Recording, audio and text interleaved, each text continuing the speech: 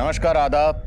मैं Adil Khan crime petrol Dastak में आपका स्वागत करता हूं। आज का यह केस कर्नाटक के एक गांव का था, लेकिन इसकी जड़ें हिंदुस्तान के बड़े बड़े शहरों से जुड़ी थी। यह केस सिर्फ एक परिवार का नहीं था, बल्कि कई परिवार इस केस से जुड़े थे।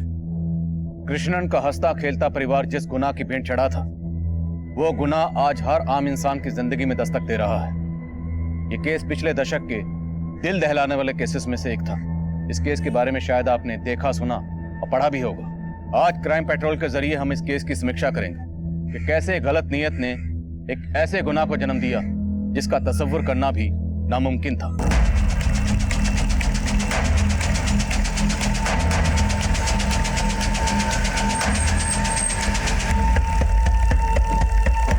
पीछे हो जाइए।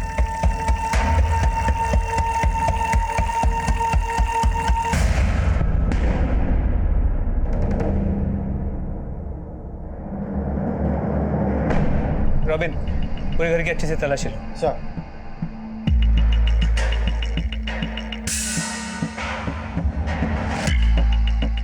कृष्णन हमारे कावेरी मंदिर के महंत थे।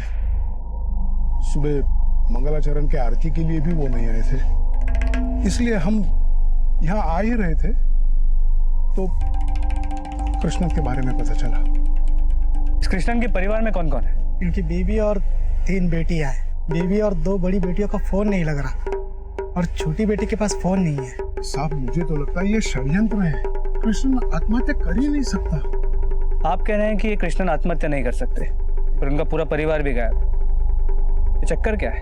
सब परसों शाम से इनका परिवार को वहाँ कोई नहीं दिखा। कल मैंने इस बारे में महंत से भी बात किया था। नमस्कार महंत जी। नमस्कार।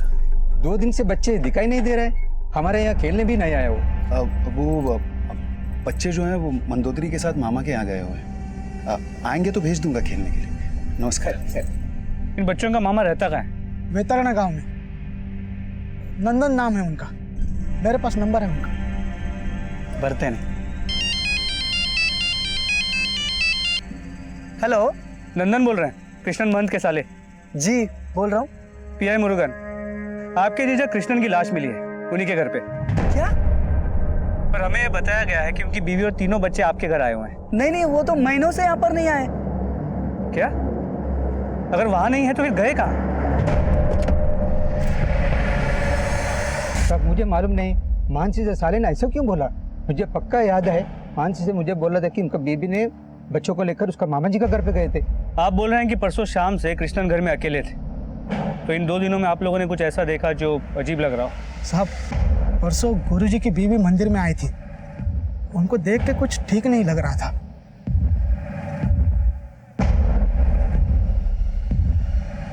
तुम यहाँ क्यों आई? आप मेरा फोन नहीं उठा रहे थे। अरे फोन नहीं उठा रहा था तो क्या हुआ? यहाँ उन दोनों में बहुत देर तक कुछ बात हो रहा था, लेकिन क्या बात हो रहा था हमको मालूम नहीं साहब। और साहब, कल से गुरुजी भी बहुत परेशान लग रहे थे। शयन आरती के समय तो उनके आंखों से आंसू बह रहे थे।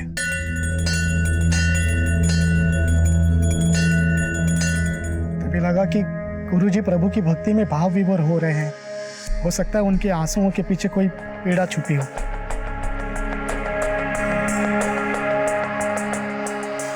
हेगड़े, गांव के बाकी लोगों से बात करो। देखो, इस परिवार का गांव में किसी के साथ कोई प्रॉब्लम वगैरह था? सर। ये प्रेस कहाँ से? सर, मैंने अपडेट नहीं किया था। सर, कावेरी मंदिर के महंत की मौत बहुत संदिग्ध हालातों में हुई है, तो हम जानना चाहते हैं, जैसे उनका पूरा परिवार गायब है, तो क्या ये आत्महत्या है या फिर कोई साजिश है? एक मिनट। देखिए, उनके पूरे परिवार को हम खोजने की कोशिश कर रहे हैं, पर इन्वेस्टिगेशन के बाद ही पता चलेगा कि ये सुसाइड है या इसके पीछे कोई षड्यंत्र। तो आप हमें हमारा काम करने दीजिए और इस बात को भड़काइए मत, प्लीज। सर, एक सवाल और सर। प्लीज। सर, कब तक जानकारी मिल पाएगी सर इसके? हमें कृष्णन उडुपी जिले की एक जानी मानी हस्ती थी और मीडिया ने इस केस को इतना बड़ा बना दिया था, इसलिए केस मेरी अगुवाई में तुरंत ब्यूरो ऑफ इन्वेस्टिगेशन को सौंप दिया गया। मेरे लिए सबसे बड़ा चैलेंज ये पता लगाना था कि कृष्णन के परिवार के गायब होने के पीछे क्या वजह थी। कृष्णन के पड़ोसी का कहना था कि वो सब कृष्णन के साले नंदन के यहाँ गए थे, पर क्या सच यही था? मंदोदरी अक्का और मेरी बांजिया मेरे इधर आया ही नहीं सर। तो फिर ये कृष्णन जीजा जी अपने पड़ोसी को क्यों बोलेंगे कि वो मेरे इधर आया करके? तो उनका पड़ोसी गणेश झूठ बोल रहा है? पक्का सर झूठ बोल रहा है वो। क्यों झूठ बोलेगा? उसका फैमिली से क्या इशू है? सर इसके बारे में हमको नहीं मालूम सर, लेकिन प्लीज सर मंदोदरी अक्का और मेरी भांजियों का पता लगाइए, वो जरूर मुसीबत में होगा सर। लेकिन इतना सब कुछ हो गया और आपको अंदाजा तक नहीं है कि इस सब के पीछे वजह क्या हो सकती है? सर कई टाइम से मिला ही नहीं सर। आखिरी बार 1.5 महीने पहले मंदोदरी अक्का सुमति को लेकर मेरे इधर आए थे, 2 लाख रुपए मांग रहे थे। अक्का बोली कृष्णन जीजा जी को किसका उधारी चुकता करने का। किससे उधार लिया था कृष्णन ने? सर ये तो नहीं पता, लेकिन सर इस वजह से अक्का बहुत परेशान लग रहे थे।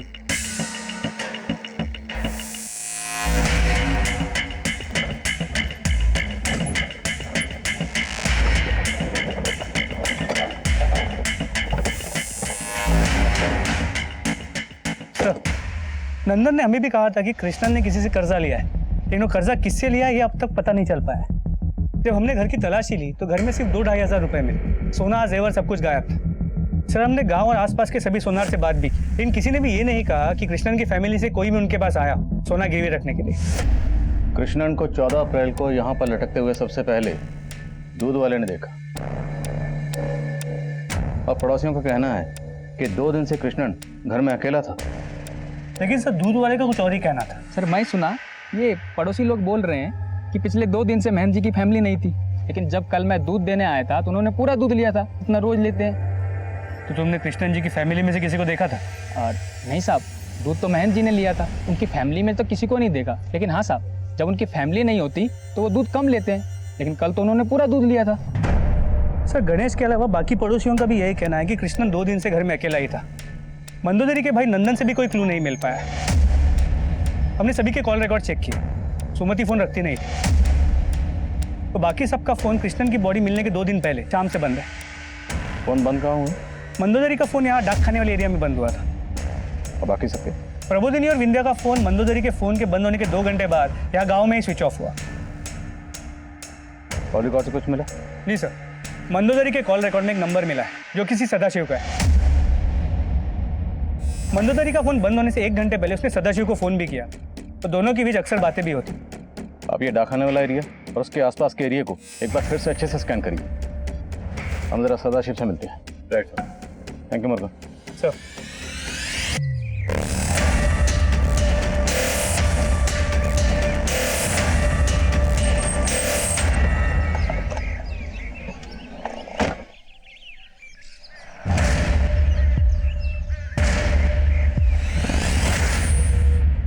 सदाशिव? जी हाँ सर, कामाक्षी मेरी बेटी मंदोदरी की छोटी बेटियों के साथ स्कूल में पढ़ती थी और मंदोदरी के घर जाकर भारतनाट्यम सीखती थी। इसीलिए मंदोदरी के साथ फोन पर कभी कभी मेरी बातें हो जाती थी। कभी कभी नहीं, काफ़ी बातें होती थी आपकी। और शायद कृष्णन को आपका इस तरह फ़ोन पे बात करना पसंद नहीं था। ऐसा कुछ नहीं है सर। तो क्या वजह हो सकती है? कृष्णन ने सुसाइड क्यों किया? मंदोदरी और उसकी 3 बेटियां कहाँ गायब हैं? सर इन सब से तो मैं खुद ही हैरान हूँ, पर ऐसा कुछ नहीं है जैसा आप सोच रहे हो।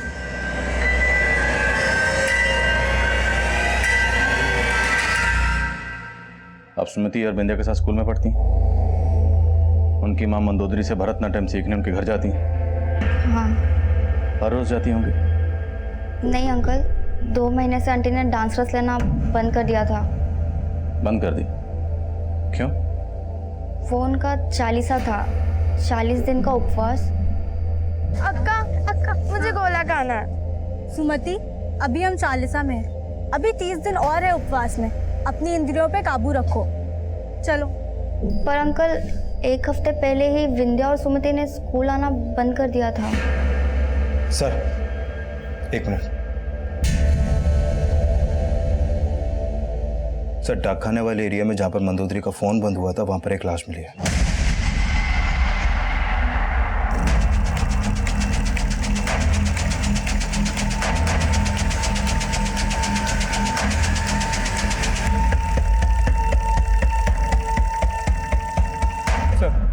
बॉडी मंदोदरी की एक बड़े पत्थर से चेहरे पे वार किया गया।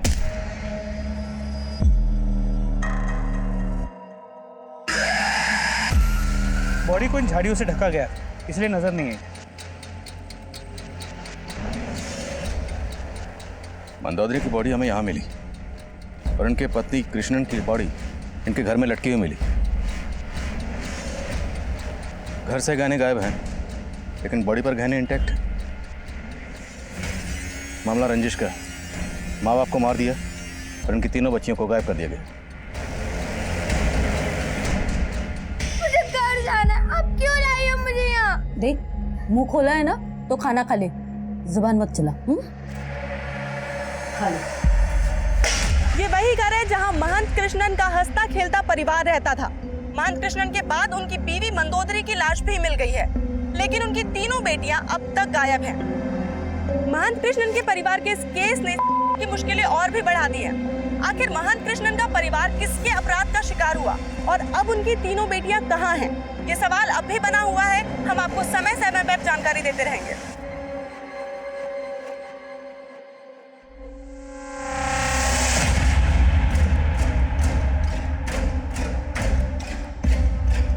सर, कम है? सर मैंने मंदोदरी का बैंक स्टेटमेंट चेक किया। 2 महीने पहले मंदोदरी ने बैंक में अपने गहने गिरवी रख के 2 लाख रुपए का लोन उठाया था और उसी दौरान उसने अपने भाई से भी 2 लाख रुपए मांगे थे। सदाशिव की बेटी कामाक्षी ने बताया कि 2 महीने पहले ही मंदोदरी ने भरतनाट्यम क्लासेस लेना बंद कर दी थी और अब इसकी तीनों बेटियां गायब हैं। और मामला इसकी बेटियों के अफेयर का एंगल भी हो सकता है, या फिर खुद मंदोदरी का अफेयर। मंदोदरी का अफेयर? सदाशिव और मंदोदरी में फोन पर अक्सर बातें होती थी। इन दोनों के अफेयर का एंगल हो सकता है। सर एक एंगल और है। किशन की मौत के बाद मेघनाथ को मंदिर का महंत बनाने की बात चल रही है, जबकि किशन की बड़ी बेटी प्रबोधनी भी महंत बनना चाहती थी और इसके लिए उसने अनशन भी किया था। सर ये बात 2 महीने पुरानी है और किशन की मौत से सिर्फ मेघनाथ को फायदा हुआ है।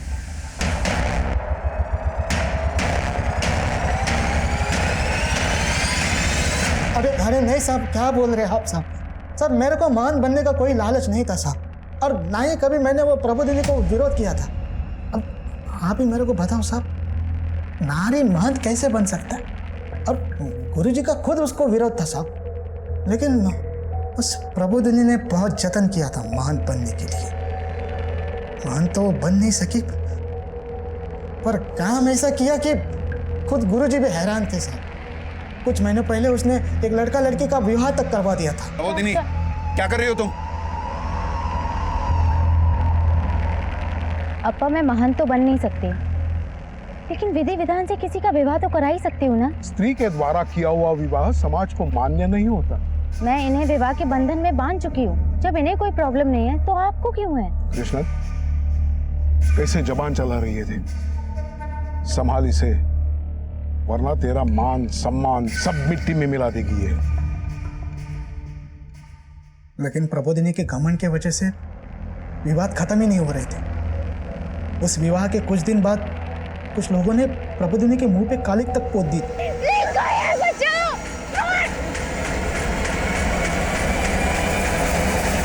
कौन थे वो 2 लोग जिन्होंने प्रबोधिनी के मुंह पर कालिक पोती थी? और मालूम नहीं साहब, उनके चेहरा ढका हुआ था। लेकिन ये तो मालूम होगा ना कि वो लड़का लड़की कौन थे जिनकी प्रबोधिनी ने शादी करवाई थी? वो दूसरे गांव के लोग थे साहब। उन दोनों ने भाग के शादी किया था, लेकिन गुरुजी को शक था कि प्रबोधिनी के मुंह पे कालिक पोतने वाले लोग भी उसी लड़का लड़की के परिवार से होंगे, लेकिन अभी तक कुछ मालूम नहीं चला सर। किसी के साथ कुछ किया होगा जो ये सब कर गए तेरे साथ। अब बोलेगी भी कौन थे वो? जो भी हो अप्पा, मैं उनका पता लगा के रहूंगी। मैं उन्हें छोड़ूंगी नहीं। बंद करिए क्रांतिकारी बातें। अपना तो सोचती नहीं, अपनी बहनों का तो सोच। सुमति भी थी ना तेरे साथ, उसके साथ अगर कुछ कर रहे थे तो? अप्पा मैं अपनी बहनों के लिए अपनी जान भी न्यौछावर करने के लिए तैयार हूँ। अब फिर मत कहना कि मुझे इनकी फिक्र नहीं है। मेघनाथ इतना कुछ जानता था, लेकिन पहले कुछ नहीं बोला। इसका बयान वेरीफाई करवाओ और उस कपल के बारे में पता करवाओ जिसकी शादी प्रबोधिनी ने करवाई थी। सर, आपकी वो किशन की बेटियों के अफेयर वाली थ्योरी बिल्कुल सही साबित हुई। किशन की मझली बेटी विंध्या के कॉल रिकॉर्ड में एक सरफराज नाम के लड़के का नंबर मिला है सर। सरफराज और विंध्या, इन दोनों के बीच में फोन पर काफी बातें होती थी। ये देखिए, कट्टर महंत की बेटी का अफेयर दूसरे मजहब के लड़के के साथ। लेकिन अगर मान लें कि विंध्या सरफराज के साथ अफेयर के चलते गायब है, तो बाकी तो बेटी वो कहाँ है? कौन है सरफराज? सर ये है सरफराज।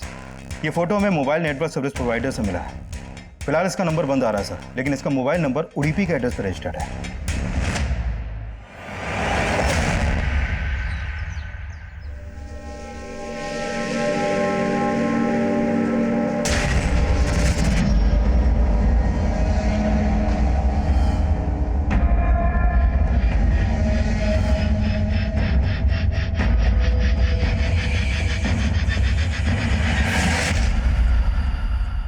नहीं सर, मैं इस लड़के को नहीं जानता और जीजाजी और अक्का ने भी ऐसा कुछ बताया नहीं सर। और मुझे नहीं लगता विंध्या दूसरे धर्म के लड़के से दोस्ती करेगी सर। मुझे लगता है कि ये लड़का उसको फ़ोन करके परेशान करता था।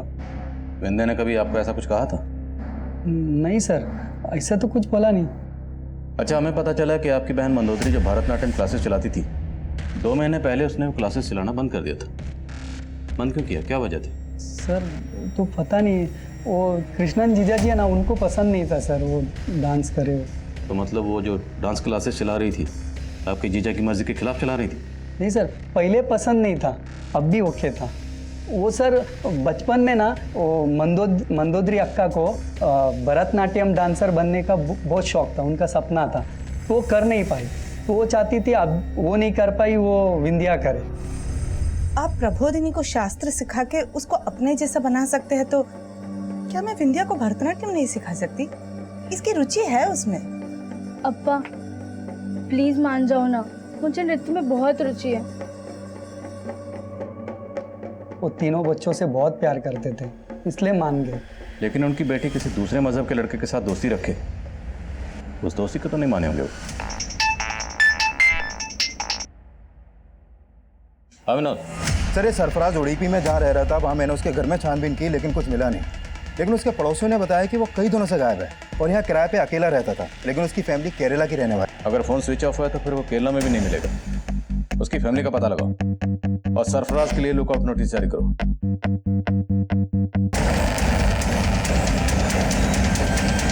अम्मा, मुझे कन्याकुमारी नहीं जाना, मुझे मौसी के पास जाना है, बेंगलुरु में। अरे तुम्हारी मौसी तो बेंगलुरु में अकेली रहती है, सुबह शाम काम पे रहती है। कौन संभालेगा वहाँ तुम्हें? बोलो।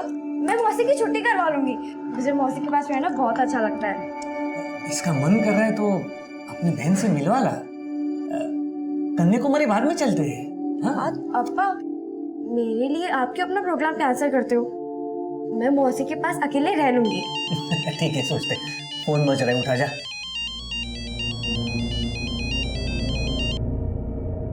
हेलो। हाय सिया। कौन बोल रहा है? मेरी आवाज भी भूल गई तुम?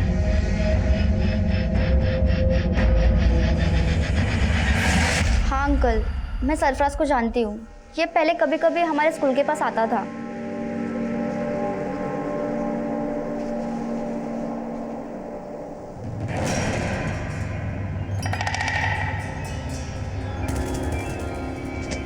तब मुझे मालूम नहीं था कि ये दूसरे धर्म का है। जैसे मुझे मालूम चला, मैंने विंध्या को समझाया कि उसके पापा गुस्सा करेंगे, तो उसने मुझसे कहा कि दारा शिगो है। दारा शिगो? दारा शिगो औरंगजेब का भाई था। दूसरा धर्म का होते हुए भी ना उसने उपनिषद ज्ञान में महारत हासिल किया था। और अब तो सरफराज भी उपनिषद की पढ़ाई कर रहा है। तो 2 साल बाद मैं 18 साल की पूरी हो जाऊंगी और तब तक तो सरफराज भी सब कुछ सीख जाएगा। और फिर क्या, अप्पा इम्प्रेस हो जाएंगे और हमारी शादी हो जाएगी। ले, आ गया तेरा दारा शिगो। अंकल, विंध्या सरफराज से सच्चा प्यार करती थी, फिर उन लोगों ने अचानक मिलना बंद कर दिया। क्यों? ये तो उसने कभी मुझे बताया नहीं, शायद दोनों का ब्रेकअप हो गया था।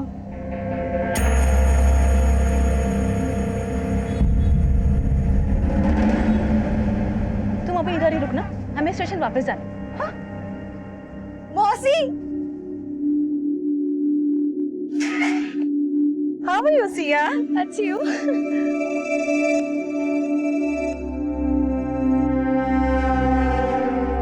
आपको पता है, मैंने ना अपना सामान भी पैक कर लिया। चलो।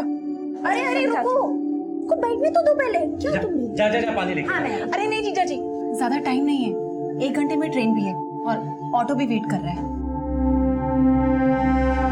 सर, शायद सरफराज और विंध्या के ब्रेकअप की वजह ये हो कि कृष्णन को उनके अफेयर के बारे में पता चल गया हो और अब विंध्या सरफराज के साथ कहीं भाग गई हो। लेकिन विनोद, सिर्फ विंध्या गायब नहीं है, उसकी दोनों बहनें भी गायब हैं। तीनों बहनों का एक साथ गायब होना, कृष्णन की लाश का उसके घर में लटका हुआ मिलना, विंध्या का मर्डर होना, यह सब किसी अफेयर के लिए नहीं हो सकता। ये कोई बड़ा गेम है। और कामाक्षी ने बताया था कि विंध्या सरफराज को दारूशु को बोलती थी, और तो सरफराज उनके धर्म के उपनिषद सीख रहा था, उनका धर्म अपनाना चाहता था। तो शायद ये सरफराज सिर्फ विंध्या ही नहीं बल्कि तीनों बहनों के पीछे था। और मामला ब्लैकमेलिंग का भी हो सकता है, क्योंकि मंदोदरी पैसे के इंतजाम में लगी हुई थी। इस सरफराज की बैकग्राउंड चेक करो, पता करवाओ कहीं ये किसी क्रिमिनल एक्टिविटी में इन्वॉल्व तो नहीं।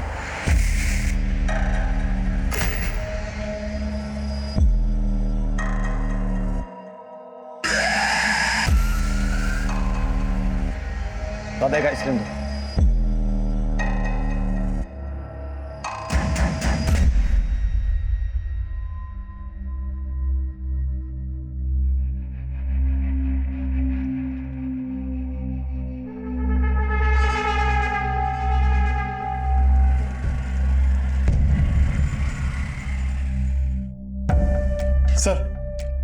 सर कृष्णन और मंदोदरी की पोस्टमार्टम रिपोर्ट आ गई है। कृष्णन की मौत फांसी की वजह से ही हुई है।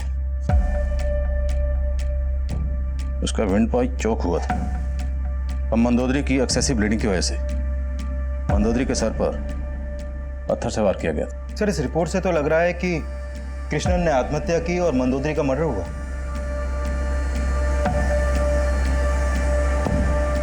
मंदोदरी का कत्ल कृष्णन की मौत के 40 घंटे पहले हुआ, जिस दौरान वो कृष्णन से मिलने मंदिर गई। और मौत से एक दिन पहले कृष्णन काफी दुखी थे और आरती के वक्त रो भी रहे थे। और कृष्णन जी के दुख की वजह भी यही होगी कि तब मंदोदरी भी गायब हो गई थी और उनकी तीनों बेटियां भी। सर कहीं उन सबको किसी ने किडनैप तो नहीं किया? बेटियों को किसी ने किडनैप कर लिया, लेकिन मंदोदरी, उनका कत्ल किसने किया, क्यों किया? और कृष्णन इतना सब कुछ जानते थे, फिर भी कोई पुलिस कंप्लेंट फाइल नहीं की। क्या उन्हें मजबूर किया जा रहा था? पॉसिबल है सर। और उनकी लाश को उनके घर की छत से लटकाकर उनकी मौत को सुसाइड दिखाने की साजिश भी हो सकती है, क्योंकि जब उनकी लाश देखी गई घर का दरवाजा खुला हुआ था। और पोस्टमार्टम रिपोर्ट के हिसाब से मौत के कई दिन पहले से उनके पेट में बहुत कम खाना जा रहा था। कामाक्षी ने हमें बताया था कि वो 40 पे थे, मतलब 40 दिन का उपवास रख रहे थे। हाँ सर, और ये बात मेघनाथ ने भी कंफर्म की थी कि कृष्णन 40 पे थे। अच्छा, ये 40 सिर्फ कृष्णन जी रखते थे या फिर उनका पूरा परिवार भी? पूरे परिवार के बारे में मेरे को नहीं मालूम साहब, लेकिन वो 40 पे थे। इनके 40 का इस केस से कोई ना कोई ताल्लुक जरूर हो सकता है। हमें किसी भी सूरत में कृष्णन की इन तीनों बेटियों को जल्द से जल्द ढूंढना होगा।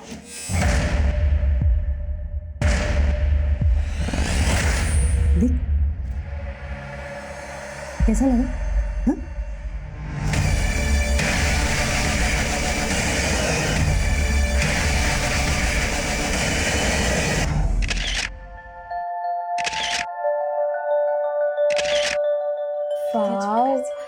मौसी, आप तो कमाल की फोटोग्राफर हो। मैं कमाल की नहीं हूँ, तू है ही इतनी फोटोजेनिक। सी कितनी अच्छी फोटोग्राफ्स आई हैं। ये वाली बहुत अच्छी है। नेक्स्ट देख। एक मिनट मौसी।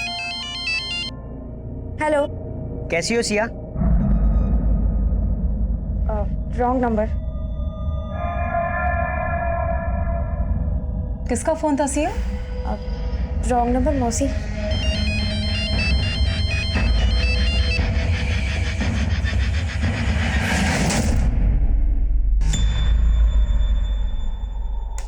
सर मुर्गन सही बोल रहा था। 2 महीने पहले ये सब हुआ था और ये सब डाकखाने वाले एरिया के सीसीटीवी में भी कैप्चर हुआ है। डाकखाने वाले एरिया के पास ही मंदोदरी की लाश मिली थी। ये 2 लोग कौन है जिन्होंने प्रबोधनी के चेहरे पर कालिक पोती? सर फिलहाल इनके बारे में कुछ पता नहीं चल पा रहा, लेकिन मैं उस लड़के और लड़की के परिवार वालों से भी मिला जिन्होंने भागकर शादी की थी और प्रबोधनी ने उनकी शादी के रिचुअल्स करवाए थे। लेकिन सर वो कपल काफी टाइम से गायब है और उनके परिवार वालों से भी मिलकर कुछ हाथ नहीं लगा, क्योंकि वो भी अपने बच्चों के टच में नहीं है। उन दोनों के परिवार वालों का कृष्णन और प्रबोधनी के परिवार को नुकसान पहुंचाने का स्ट्रॉन्ग मोटिव हो सकता है। डिटेल निकलवाओ। सरफराज की अपडेट? नहीं सर, अभी तक उसका कोई अपडेट नहीं है, लेकिन मैं सरफराज, विंध्या और प्रबोधनी के सोशल मीडिया अकाउंट चेक करवा रहा हूँ, शायद वहां से कुछ मिले। अमरगुन सर, कावेरी गांव के बाहर एक जमीन कावेरी मंदिर के धर्मशाला के लिए खरीदी गई थी। वहाँ एक कुटिया भी है। अभी अभी फोन आया था कि उस कुटिया से बहुत गंदी बदबू आ रही है। ठीक है, पहुंचता हूं। फोरेंसिक टीम को बुला लो। सर, यहाँ अंदर बॉडीज। सर, जब हम लोग यहाँ पहुंचे तो दरवाजे को बाहर से ताला लगाया हुआ था। सर, यहाँ पे अंदर आके देखा तो सर, ये तो प्रबोधिनी और विंध्या की लाश है। तो फिर ये सुमति कहाँ है? सर, यहाँ पॉइजन की खाली बोतल मिली, आइसक्रीम के खाली कप्स और दोनों के मुंह पे सूखे हुए झाग के निशान। और सर, यहाँ देखिए, बांधे जाने का मार्क दोनों के पाँव पे। और यहाँ रस्सियाँ, लगता है इन्हें काफ़ी दिनों से बांध के रखा गया था। और शायद ये पॉइजन इन्हें आइसक्रीम में मिलाकर खिलाया गया। आसपास के इलाके में पता करो पॉइजन कहाँ कहाँ मिलता है और किसने खरीदा, सबकी लिस्टिंग करो। Okay sir. धर्मशाला का काम फंड्स की कमी की वजह से बहुत पहले से बंद हो चुका था। पर मंदिर के लोगों के अलावा इस तरह यहाँ ताला लगा के कोई चला जाए मुमकिन नहीं लगता। प्रबोधिनी और विंध्या की मौत के लिए जिम्मेदार लोग मंदिर से जुड़े हो सकते हैं। सबको हाजिर करो। साहब, काफी वक्त से हम वहाँ गए नहीं हैं। तो क्या किसी और से कृष्णन की बेटियों को वहां पर बंद करवाया था? ये देखो, ये किसी की चाल है मुझे बदनाम करने की। किसकी चाल? ये आपका काम है, आप ढूंढ निकालो। आप जैसा सोच रहे हैं वैसे हिंसक लोग हम नहीं है। हिंसा तो आपने बाद में की थी सुदास जी। पहले तो आपने ही प्रबोधिनी के मुंह पे कालिक पतवाई होगी। अरे सर, आप बेकार में मेरे पर शक कर रहे हैं साहब। उस धर्मशाला वाली जगह पर तो खुद गुरुजी का भी आना जाना था साहब। साफ साफ बोल, क्या कहना चाहता है? मैं बस इतना ही कहना चाहता हूँ कि साहब, मैंने कुछ नहीं किया साहब। तो किसने किया? तुम्हारे ठेकेदार ने, यशुदास ने? बार बार एक ही बात का जवाब नहीं देंगे हम। हमें जाने दो। अगर आप हमें बंद करेंगे तो जगह जगह दंगे होंगे। आप जानते नहीं है हमारा यहाँ कितना प्रभाव है। जब तक इन दोनों के खिलाफ कोई ठोस सबूत नहीं मिलता, इन्हें यहाँ ज्यादा देर तक रखना ठीक नहीं होगा। इनके फॉलोअर हंगामा कर सकते हैं। जाने दो इन्हें, लेकिन नजर रखो इन सर।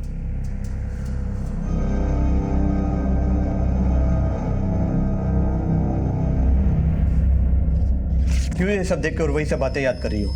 क्या सोच रही हो? कुछ नहीं अप्पा। मैं जानता हूँ, बार बार पुलिस के यहाँ आने से तू घबरा गई है, पर डर मत। मैंने जो समझाया है वही करना। किसी को भी विंध्या की मम्मी की वो बातें बताना मत। सर, कमेन। क्राइम सीन पे जो आइसक्रीम के कप मिले थे उस पॉइजन के ट्रेसेस मिले हैं, और वो पॉइजन कहाँ से और किसने खरीदा था पता चल गया। किसने खरीदा था? अरे साहब, आप बार बार मेरे को उठा के यहाँ पे लेके आते। साहब, मैंने कुछ नहीं किया साहब, मेरे को जाने दो साहब। देख, अभी तक तुझे ऐसे ही जाने दिए, लेकिन इस बार सच नहीं बोलेगा ना तो तुझे यहाँ की आइसक्रीम खिलाएंगे। आप मेरा भरोसा नहीं करोगे साहब। वो पॉइजन मैंने खरीदा जरूर था, लेकिन वो मुझसे गुरुजी ने खरीदवाया था साहब। कौन गुरुजी? यशुदास? कृष्णन गुरुजी। मैं सच बोलता हूँ साहब, आपको उस दुकान वाले ने भी बताया होगा। मैंने वो पॉइजन गुरुजी के मौत के 1 हफ्ता पहले खरीदा था। और खाली पॉइजन नहीं खरीदा साहब, उसके साथ में मैंने घर का राशन भी खरीदा था। अम्मा आई। अम्मा, राशन। मेरे को शक है कि गुरुजी ने ही वो पॉइजन निकल के उस धर्मशाला वाली कुटिया में ले गए होंगे। तो अब तू ये नई कहानी सोच कर आया? अरे नहीं साहब, मैं कोई कहानी नहीं बना रहा साहब। उस रात को आरती के समय गुरुजी के आंख में आंसू देखा तो मुझे अजीब सा लगा। मैंने सोचा कि गुरुजी को जाके मिलूंगा उनके घर पे, इसलिए मैं घर भी गया था तो वहाँ पे ताला था साहब। मैं वापस मंदिर की ओर निकला तो गुरुजी, आप इतनी रात को यहाँ पे क्यों आए गुरुजी? वो मैं जरा ध्यान लगाने के लिए आया। चलो साहब, उस रात गुरुजी का बर्ताव मुझे कुछ अजीब सा लग रहा था साहब। और जब वहां से लाशें निकली तो मैं समझ गया साहब। तो तू कहना चाहता है कि कृष्णन ने खुद अपनी बेटियों को वहां कैद करके रखा हुआ था और उन्होंने आइसक्रीम में पॉइजन मिलाकर अपनी बेटियों को खिला दिया? नहीं साहब, उन्होंने क्या किया मेरे को नहीं मालूम साहब। तो हमें मालूम है। दरअसल उस रात तूने कृष्णन को वहां नहीं देखा था, कृष्णन ने तुझे वहां देखा था। उस कुटिया में कृष्णन ने अपनी बेटियों को नहीं, तूने उनकी बेटियों को कैद करके रखा हुआ था। आइसक्रीम में जहर कृष्णन ने नहीं, तूने मिलाया। तूने उनका मर्डर किया। कृष्णन ने तुझे वहां देख लिया था, इसलिए तूने कृष्णन को उनके घर में लटका दिया। मंदोदरी का मर्डर भी तुमने किया। क्या बोल रहे साहब, मैंने ऐसा कुछ नहीं किया साहब। ये बोल, सुमति कहाँ है? साहब मेरे को नहीं मालूम सुमति के बारे में, मुझे छोड़ दो साहब, मैंने कुछ नहीं किया साहब। ये ऐसे नहीं मानेगा, इसे दूसरे कैबिन में लेके जाओ, अच्छे से आइसक्रीम खिलाओ। अरे साहब मेरी बात सुनो साहब, मेरे को छोड़ दो साहब। साहब मैंने कुछ नहीं किया साहब। अरे साहब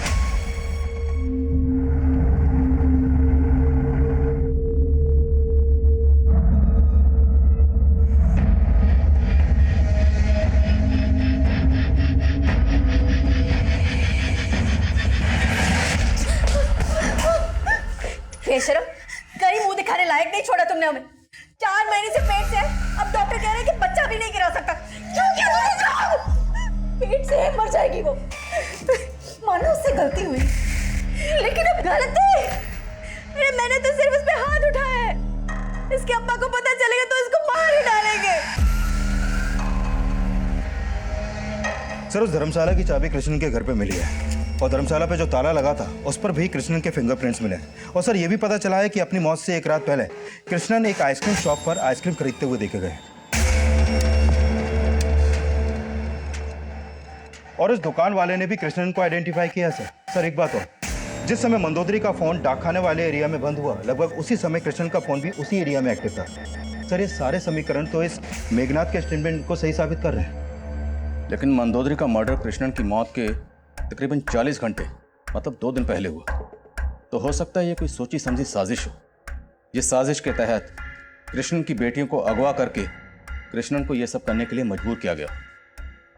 क्राइम सीन पर कृष्णन के फिंगरप्रिंट्स का मिले और कृष्णन के फ़ोन का सेम उसी लोकेशन पर एक्टिव होना जहां पर उसकी पत्नी मंदोदरी का फ़ोन स्विच ऑफ हुआ था, ये सब किसी साजिश की तरफ इशारा करते हैं। इस केस में ऐसे और बहुत से सवाल हैं जिनका जवाब मिलना भी बाकी है। कृष्णन ने कर्जा किससे लिया था और मंदोदरी पैसों का इंतजाम क्यों कर रही थी और सरफराज क्यों गायब है?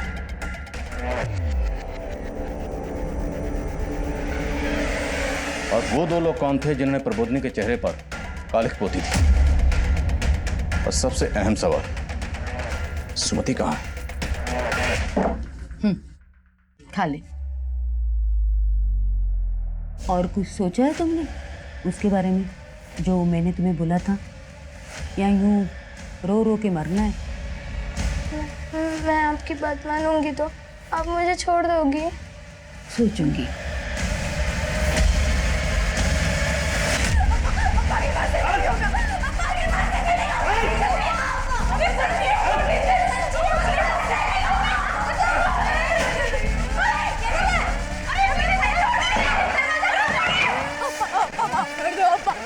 कूद यहाँ से, कूद। मुझे माफी नहीं, मौत दूंगा मैं तुझे। ऐसी लड़की नहीं चाहिए मुझे। कूद। नहीं कूदेगी? ठीक है।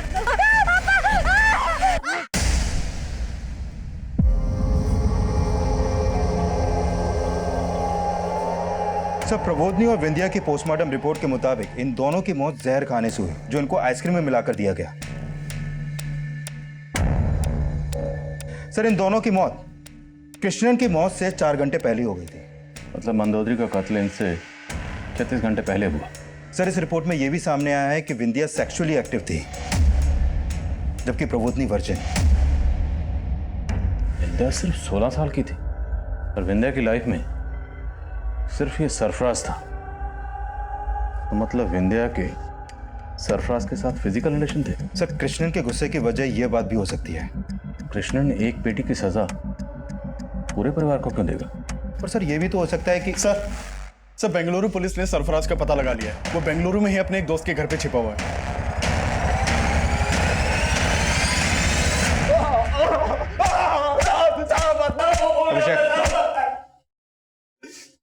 बोल। साहब अम्मा कसम मैं सच बोल रहा है साहब, मैं भागा नहीं था। तो मेरे को खबर आई कि विंध्या के फादर ने सुसाइड किया और सारा फैमिली गायब है, तो मैं डर गया था साहब।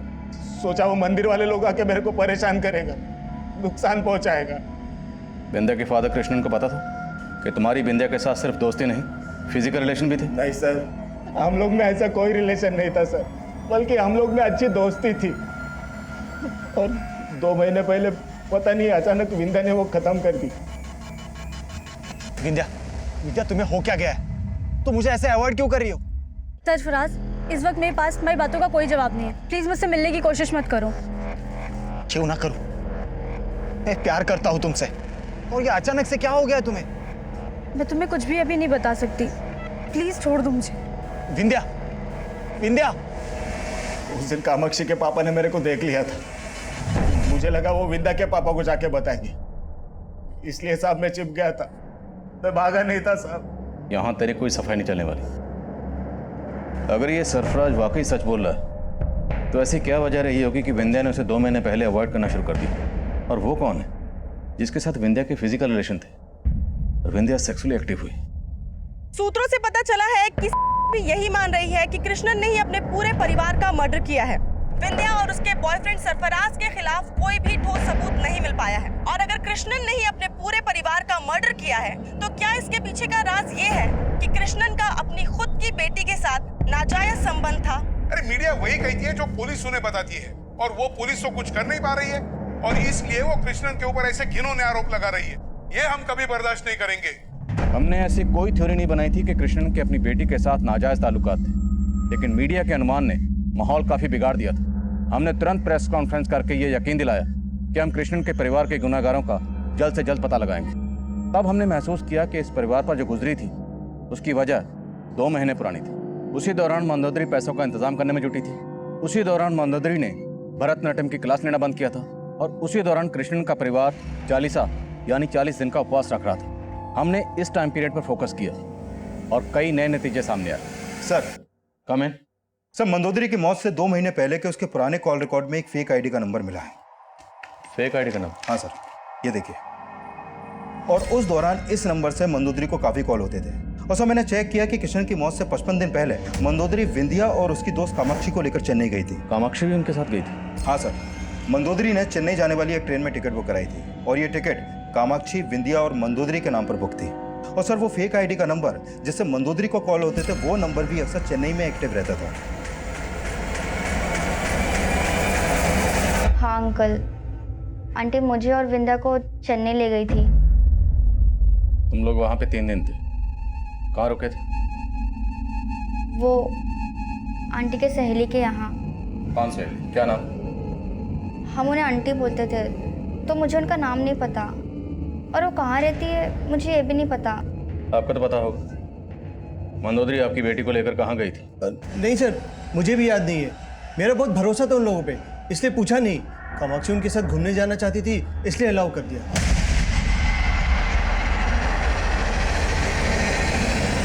ये सदाशिव पक्का को छुपा रहा है, और इसकी बेटी कामाक्षी भी वही बोल रही है जो उसके बाप ने उसे बोला है। इन दोनों बाप बेटी पर नजर रखो, और हम मंदोदरी के भैया भाभी से मिलते हैं। शायद उन्हें मालूम हो कि मंदोदरी चेन्नई में किस सहेली के वहाँ रुकी थी। Okay sir. सर, मुझे नहीं मालूम अक्का का कौन सहेली चेन्नई में। मुझे तो ये भी नहीं मालूम अक्का चेन्नई गई थी। मंदोदरी को एक फेक आईडी से लिए गए नंबर से अक्सर कॉल आते थे, चेन्नई से। ये वो नंबर है। किसका है नंबर? सर, ये नंबर के बारे में मेरे को नहीं मालूम। सर, बाकी सबको तो हमने खो दिया, लेकिन सर प्लीज़ आप कुछ भी करके सुमति को ढूंढ दीजिए ना, प्लीज सर। ए, क्या हुआ? मैंने तो तुझे अभी बांध के भी नहीं रखा, तो गुमसुम से क्यों बैठी है? मुझे अक्का, अम्मा और अप्पा की याद आ रही है।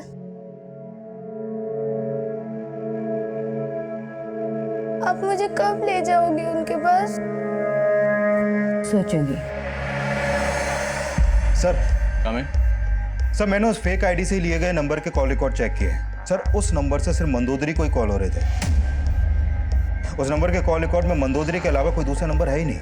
मतलब फेक आईडी से लिया गया नंबर सिर्फ मंदोदरी को कॉल करने के लिए लिया गया था। जहाँ जहाँ चेन्नई में वो नंबर एक्टिव रहता था, उन एरियाज को स्कैन करो। और मंदोदरी जिस डेट को चेन्नई में पहुंची, उन्हें वहाँ रिसीव करने कोई ना कोई ज़रूर आया होगा। तो उस डेट की स्टेशन और उसके आसपास जितने भी सीसीटीवी हैं, सबकी फुटेज खंगालो। मुझे लगता है हमें सुमति की लीड भी चेन्नई से मिलेगी। Right sir. सुमति की तलाश में हम चेन्नई रेलवे स्टेशन से लेकर हर छोटी बड़ी जगह पर लगातार तफ्तीश कर रहे थे, पर हमारे हाथ कुछ नहीं लगा। हमने उस दुकान का पता लगा लिया था जहाँ से वो फेक आईडी वाला नंबर खरीदा गया, जिससे मंदोदरी को लगातार कॉल हो रहे थे। लेकिन ये पता नहीं लग पाया कि वो नंबर इस्तेमाल कौन कर रहा था, और ये भी पता नहीं लग पाया कि वो 2 लोग कौन थे जिन्होंने प्रबोधिनी के चेहरे पर खालिक पोती थी। सरफराज, मेघनाथ, यशुदास और सदाशिव जैसे कई सस्पेक्ट हमारे रडार पर थे, लेकिन हम तब ये पता लगाने में नाकाम रहे कि सुमति उस वक्त कहाँ थी। इसलिए हमने उसकी तस्वीर सारे अखबारों और सोशल मीडिया पर सर्कुलेट करना शुरू किया। लेकिन 4 महीने गुजरने के बाद भी हमारे हाथ कोई लीड नहीं लगी। लेकिन उसी दौरान एक और गुना इस दशक की एक बड़ी ब्रेकिंग न्यूज़ बनने वाला था।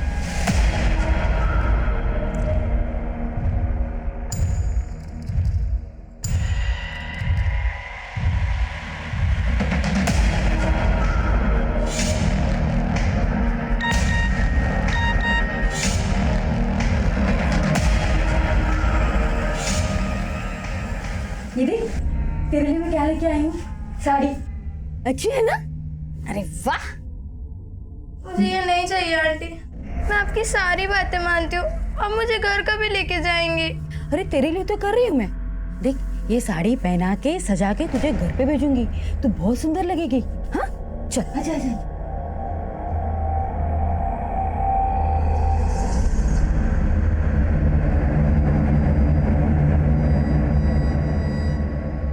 देखिए, सिया की नॉर्मल डिलीवरी पॉसिबल नहीं है, हमें कुछ इंतज़ार करना पड़ेगा, लेकिन ऑपरेशन करना ही होगा। ठीक है डॉक्टर साहब, ठीक है। ठीक। एक्सक्यूज मी, मुझे आप लोगों से कुछ बात करनी है। आप बाद में बात कीजिए प्लीज। आप लोग मैं प्रेस से हूँ, मुझे अभी बात करनी है आप लोगों से। बोलिए, क्या बात करनी है? मैंने पता किया कि सिया की उम्र 16 से भी कम है और आप लोग उसकी डिलीवरी करवा रहे हैं। आप लोग सच सच बताइए, सिया का रेप हुआ है ना? आप लोग यही बात पुलिस से छिपाने की कोशिश कर रहे हैं ना? देखिए आपको गलत फहमी हुई है। मेरी बेटी का कोई रेप नहीं हुआ है, बस उसे गलती हो गई है कि इतनी कम उम्र में उसने अपने बॉयफ्रेंड से रिलेशन बना लिया, बस। बॉयफ्रेंड? कौन है उसका बॉयफ्रेंड? व्योमकेश हमारी बिरादरी का है, हमने समझौता भी कर लिया है। वो बच्चे को एक्सेप्ट करेगा। जब सीए 18 ईयर्स की हो जाएगी ना, तो हम शादी कर देंगे उसकी। चल। तो फिर आपके पास व्योमकेश का फोटो तो होगा? अरे मैडम, ट्रस्ट में हम कह रहे हैं कि हमारी बिरादरी का है। मैं ट्रस्ट कर रही हूँ, आप सिर्फ फोटो दिखा दीजिए। अरे ये देखिए, ये है व्योमकेश।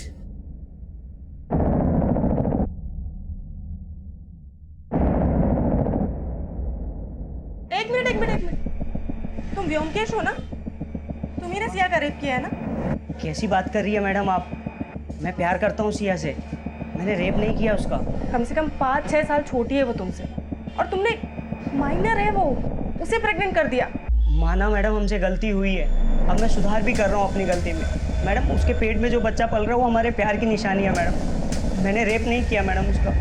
इसका फोटो ले लो।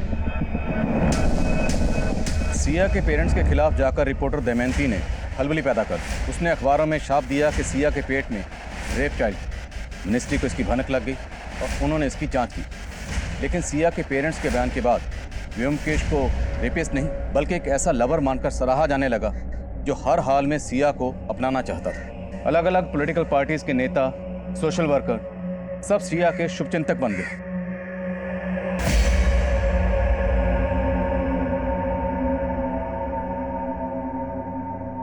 लेकिन बच्चे को जन्म देने के बाद संदिग्ध हालात में सिया की मौत हो गई। उसके बाद ऐसे ऐसे राज सामने आने लगे कि पूरा स्टेट हैरान रह गया। सिया की मौत के बाद से उसका बॉयफ्रेंड व्योमकेश फरार है, जिससे सवाल ये उठता है क्या वाकई में व्योमकेश उस बच्चे का पिता था या फिर किसी गुनाह को छिपाने की साजिश की जा रही है। देखिए, मुझे तो लगता है कि सिया का मर्डर भी एक साजिश है। आखिरी में वेंकट ही मिला था सिया से, और मुझे तो डाउट है कि ये व्योमकेश भी वेंकट का ही एक मोहरा है। असल में वेंकट का ही रिलेशन था सिया के साथ। देखिए, बिना किसी आधार के शमिता मेरे ऊपर आरोप लगा रही है।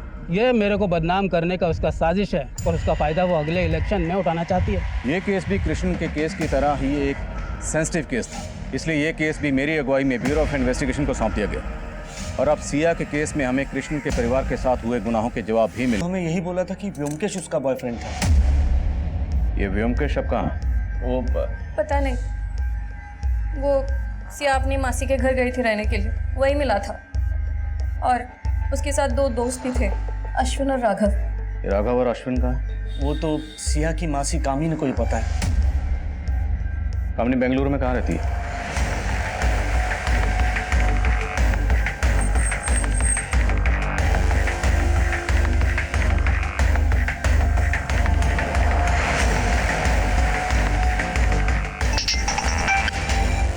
हाँ विनोद। सर ये कामनी अपने घर पे भी नहीं मिली, कई दिनों से ताला लगा है उसके घर पे। तो मतलब सिर्फ कामिनी नहीं, व्योमकेश भी गायब है। ढूंढो इन दोनों को और व्योमकेश के दोस्तों का भी पता लगाओ। Okay sir. सर आपके लिए एक लेटर आया है, लेकिन भेजने वाले ने इसके ऊपर अपना नाम पता कुछ नहीं लिखा है। लेटर?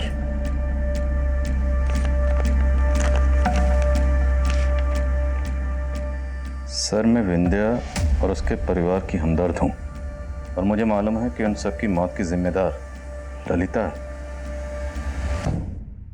पिछले 4 महीने से हमें कृष्णन के केस में कोई लीड नहीं मिल रही और आज अचानक ये लेटर लिखा किसने? और ये ललिता कौन है?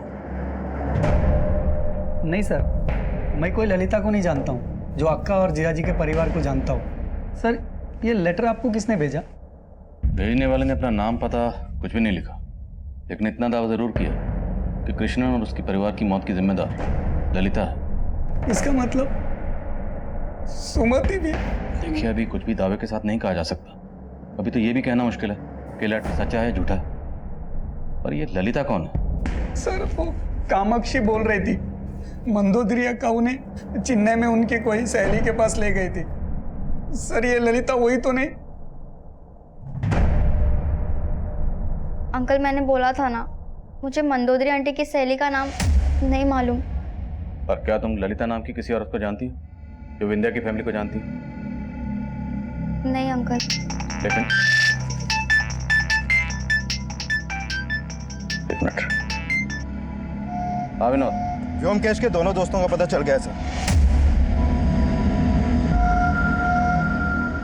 हमने कुछ नहीं किया सर, वो व्योमकेश ने उसके साथ क्या? हमने पता लगाया तुम दोनों भी व्योमकेश के साथ सिया की मौसी के घर गए थे। क्या करने गए थे बोलो?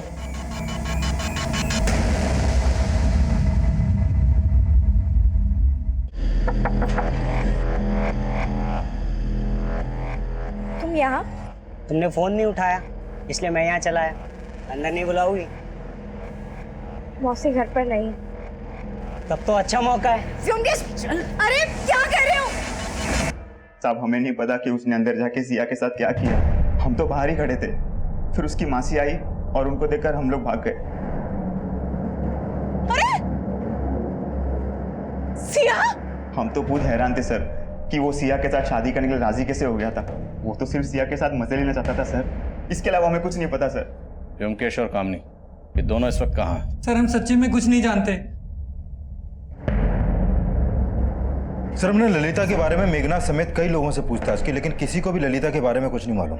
तो हो सकता है ललिता का नाम इस केस में हमारा ध्यान भटकाने के लिए लाया गया हो, क्योंकि अगर किसी को लीड देनी थी तभी देता। अब अचानक से इतने अरसे बाद ये लेटर क्यों लिखता हो? फिर भी पता करो ये लेटर पोस्ट कहाँ से हुआ, शायद ये भी पता चले कि पोस्ट किया किसने। Okay sir. और अभिषेक जीत।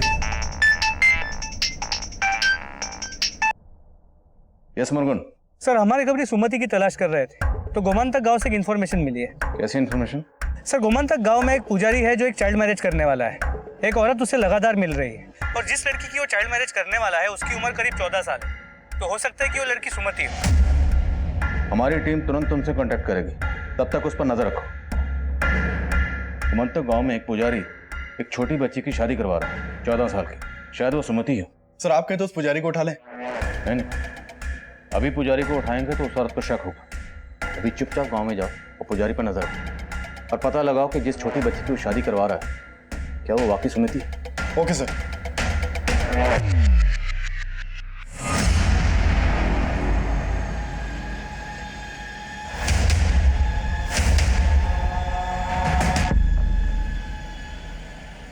सर सर मैं कामिनी के कॉल रिकॉर्ड चेक कर रहा था तो उसमें एक ललिता नायर नाम की औरत का नंबर मिला है। सर ये नंबर काफ़ी टाइम से बंद है।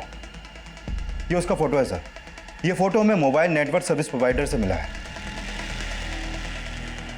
ललिता, जो लेटर हमें भेजा गया था उसमें भी ललिता के नाम का ही जिक्र था, जिस पर लेटर लिखने वाले ने कृष्णन के परिवार को खत्म करने का आरोप लगाया था।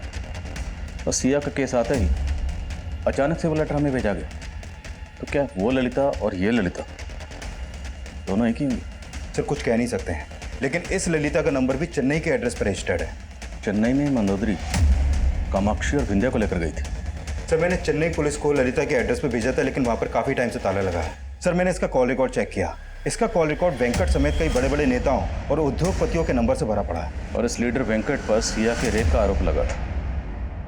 मिलना पड़ेगा इस वेंकट को और इस ललिता नायर की फोटो कामाक्षी को दिखाते हैं। हो सकता है ललिता वही ललिता हो जिससे मिलने के लिए मंदोदरी कामाक्षी और विंध्या के साथ चेन्नई गई थी। ये ललिता कौन है मेरे को नहीं मालूम। मेरे पास ऐसा बहुत फ़ोन आता है जो मेरा पीए उठाता है। मेरे को तो लगता है कि ललिता का कॉल आना भी एक चाल था। Sir excuse me. Hello sir मैंने कामाक्षी को ललिता नायर का फोटो दिखाया तो उसने पहचाने से मना कर दी। लेकिन सर मालूम चला है कि जो लेटर आपको भेजा गया था वो लेटर किसी और ने नहीं बल्कि उडीपी डाकखाने से कामाक्षी ने पोस्ट किया था। वहाँ के एक सीसीटीवी में वो लेटर बॉक्स में लेटर डालते हुए कैप्चर हुई थी। हाँ अंकल, मंदोदरी आंटी हमें चेन्नई में इन्हीं के पास ले गई थी। ललिता नाम है इनका, इसलिए तुमने हमें लेटर लिखा था। पहले क्यों नहीं बताया? पापा ने बताने के लिए मना किया था। क्यों मना किया? क्या छुपा रहे हो? बस सर हम अपनी इज्जत बचा रहे थे, बाकी कुछ भी गलत नहीं किया सर। Excuse me sir. हाँ अभिषेक, वो गमंता गांव का पुजारी उस बच्चे की शादी करवाने के लिए जाने वाला है। ठीक है मैं पहुंचता हूँ अभी।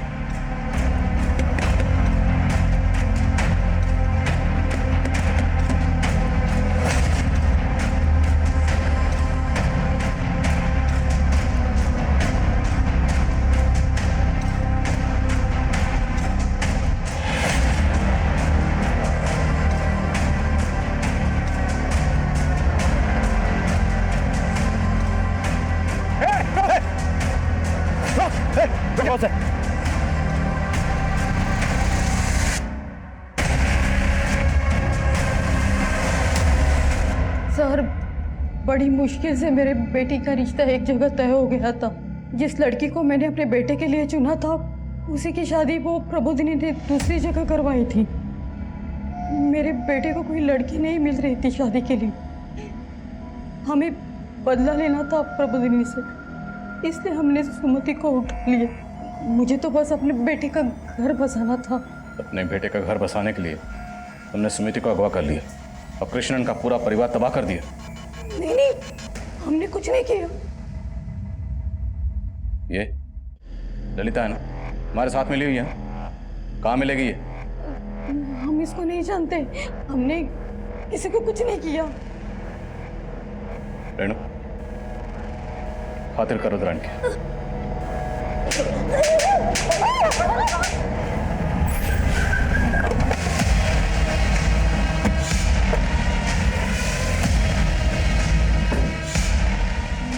मंदोदरी आंटी मुझे और विंदा को यहीं लेकर आई थी सर, ललिता आंटी के पास। हाँ विनोद। सर कामाक्षी ने जो बंगलो दिखाया है वो शूटिंग के लिए दिया जाता है, और जिस दौरान मंदोदरी कामाक्षी और विंध्या को लेकर यहाँ पर आई उस समय ये बंगलो विक्रांत प्रोडक्शन को दिया गया था। और सर ये भी पता चला है कि ये ललिता नायर एक मॉडल कोऑर्डिनेटर है और सिया की मौसी कामनी एक फोटोग्राफर। ये दोनों इस वक्त कहाँ हैं? सर शायद बेंगलुरु में हो। विक्रांत प्रोडक्शन से ललिता के बेंगलुरु का एड्रेस मिला है। सिया हमेशा से एक एक्ट्रेस बनना चाहता था। अक्का और जीजा जी को ये बात बिल्कुल नहीं पसंद था। समर वेकेशंस पे सिया हमारे पास आया था ताकि वो फिल्म्स में ट्राई कर सके। ललिता एक मॉडल कोऑर्डिनेटर है, काफ़ी टाइम से हम उसको जानता था। जानती हूँ एक प्रोड्यूसर है जिसे सिया जैसा ही चेहरा चाहिए। मैंने ललिता पे ट्रस्ट करके सिया को इसके साथ भेज दिया।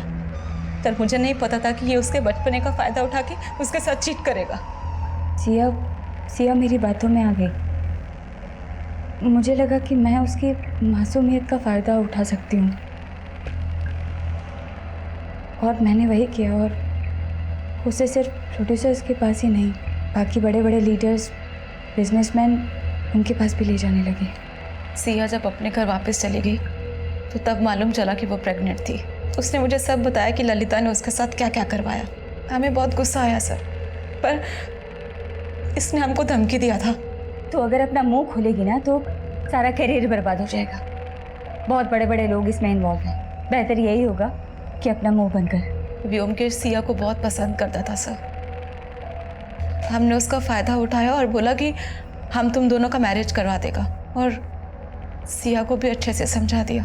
व्योमकेश कहाँ है? पता नहीं सर। तुमने मंदोदरी, कामाक्षी और विंध्या को ट्रैप कैसे किया?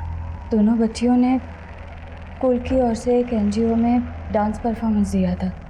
सोशल नेटवर्क पे उनकी और एनजीओ की फ़ोटोज़ थी। मेरे जानने पहचानने वाले एक प्रोड्यूसर को वो दोनों लड़कियां पसंद आ गई। सर, उस आदमी ने मुझे बहुत बड़ा ऑफ़र दिया उन लड़कियों के लिए। मैंने फेक आईडी के नंबर से मंदोदरी को कॉल किया, उसको बहुत बड़ा झांसा दिया सर कि एक बहुत बड़ा प्रोड्यूसर इन दोनों लड़कियों को लेकर एक बहुत बड़ी फिल्म बनाना चाहता है। मंदोदरी उन दोनों लड़कियों को लेकर चेन्नई आ गई। मैंने कोल्ड ड्रिंक में बेहोशी की दवा मिलाकर उनको पिला दी। तो उसी फिल्म को लेकर तूने ब्लैकमेल कर रही थी और उनसे पैसे मांग रही थी, इसलिए मंदोदरी पैसों के इंतजाम में लगी हुई थी, क्योंकि ये उसे ब्लैकमेल कर रही थी ना ब्लैकमेल? सर, पर हमने किसी को नहीं मारा है सर, सच में। ललिता के बयान के बाद हमने उन दोनों केसेस में कई गिरफ्तारियां की, जिसमें लीडर वेंकट और व्योमकेश भी शामिल थे। व्योमकेश ने कबूल किया कि उसने सिया का रेप किया था। सिया के बच्चे का डीएनए व्योमकेश से मैच हुआ। कृष्णन ने सुसाइड ही किया था, ये उसकी पोस्टमार्टम रिपोर्ट से साफ हो गया था। मंदोदरी की शॉकिंग चेन्नई ट्रिप के बाद कृष्णन मंदोदरी को ही विंध्या का गुनहगार मान रहा था, इसलिए सबकी शुद्धि के लिए उसने 40 यानी कि 40 दिन के उपवास के लिए कहा था। लेकिन 40 खत्म होने के 2 दिन पहले ही सुमति गायब हो गई, और शायद इसके लिए भी कृष्णन मंदोदरी को ही जिम्मेदार मान रहा होगा। जहां मंदोदरी का फोन स्विच ऑफ हुआ, उस जगह पर कृष्णन का फोन एक्टिव था। जहां प्रबोधनी और विंध्या को जहर खिलाया गया, कृष्णन वहां भी मौजूद था। तो ये सारे सर्कमस्टेंशियल एविडेंस यही थ्योरी फॉर्म कर रहे थे कि शायद कृष्णन ने ही मंदोदरी, प्रबोधनी और विंध्या का कत्ल किया।